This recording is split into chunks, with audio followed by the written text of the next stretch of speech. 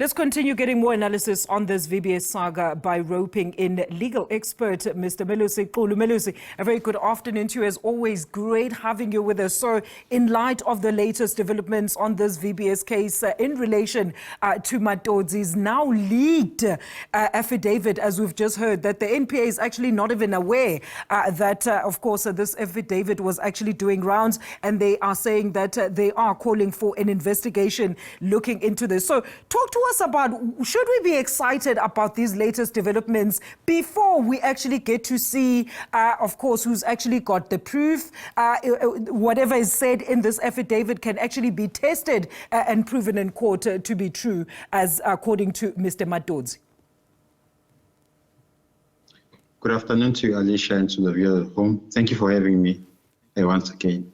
Well, I'll first start by an American saying that says, no matter how thin you bake the pancake, there's always two sides to it. So for now, we only have one side by the former chairperson, Matodzi.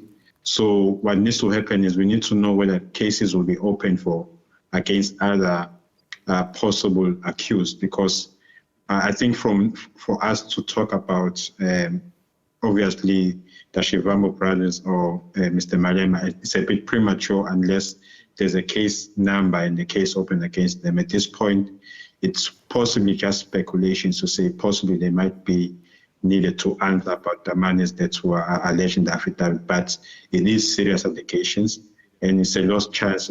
If you look at the case holistically, it's a lost chance of a mutual bank that could have been, a national bank, so to speak. So it's a serious, as you said, damning developments. But obviously, we need to look at things holistically and see whether the NPA and the SAPS will arrest other accused. Then we will then start to see if there's more evidence, not just the affidavits of Matodzi.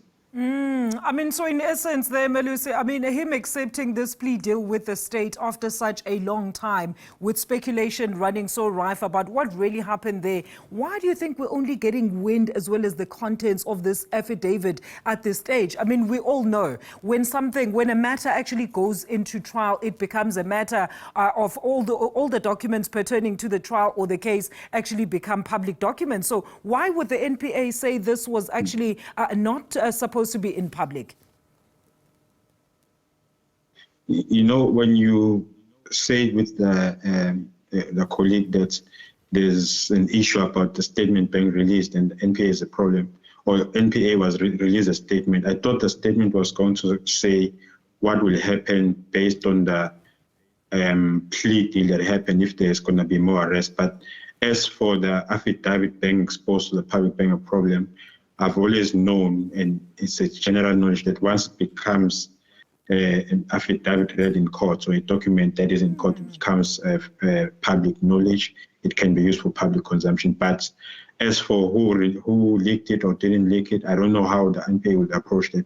But I think what is needed from the NPA at this point is to know what will be their next step, because obviously there are some names that were mentioned, and we should know from them whether they will proceed to work with the SAPS to bring more accused in this case, or if they won't do anything about it. But I think this releasing of an affidavit in public, I don't think it's a major issue, to be honest. Melusi, looking at some of these, the types of cases, right, there's a whole range of prominent politicians as well as high-ranking individuals that have been implicated with this specific one. We've seen in the Marcus Jooste case that such cases often just reach an anticlimax after one or two low-hanging fruit, so to speak, have been hastily and publicly punished. Then very little developments happens or elsewhere actually take place. So do you foresee this case taking the very same direction where, okay, we see Mr. Matodzi possibly being the fall guy as well as the other guys that have already been arrested in court, but we're not really going to get the gist as to what really happened and the rest of the people that have been implicated as to what part did they exactly play in this whole saga?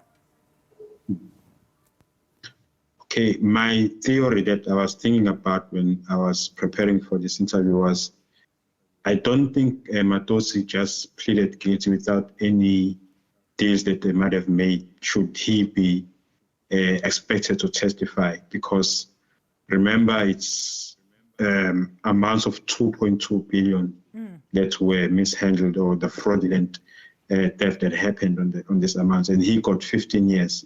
Yes, it's 495 years, but concurrently, if he serves concurrently, he's got 15 years. And I think it might be that the deal might be that he will testify against the accused, the co-accused or accused that are to be arrested. He might be used as a witness, I don't know. But I think if that is the position, then we might expect the case to be stronger, because this case, Alicia, is not just a hearsay. There is evidence that is documentary in the record. So maybe those records and his testimony might, make the case stronger. But at this point, like I said, it's still a speculation. Let's wait and see if the NPA will do their job with the SAPS and do more arrests.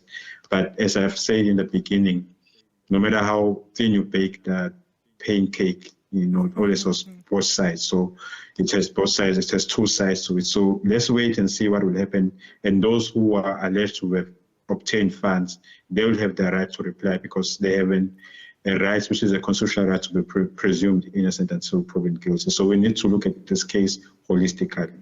Absolutely, Melusi, and that's exactly what I wanted to ask you, right? Because I wanted to say what I like about some of the latest, even the articles, you can see how some of them are being written. One abstract reads, if he is truly, in relation to Mr. Matodzi, if he is truly to be believed, then the people in top management were all in cahoots, close quote. So we could possibly be in for a very long road ahead. And I wanted to ask then, what would be your expectations as the story unfolds, and what would you like to see before, in order to base your overall criticism as well as analysis on this, in this case, in this regard?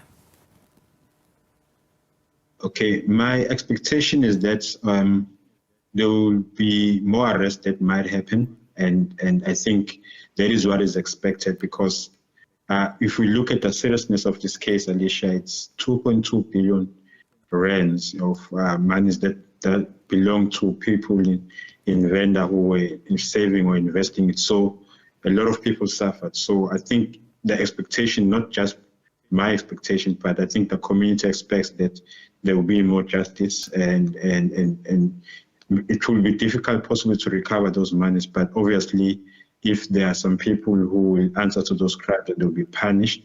I think that will be an expectation that everyone has for justice's sake. But at the end of the day, when it's a criminal case, we must remember that the case has to be proven beyond reasonable doubt. So at the end of the day, we have to expect justice in the form of that those people who lost money, at least justice is served. But we also have to expect justice for the accused as well. If the case is not proven beyond reasonable doubt, they have to be acquitted. So it's going to be a long journey, I expect, if it's going to go towards trial, where more people will be arrested and they'll plead not guilty. But let's take it step by step. I mean, the first plea was in 2020.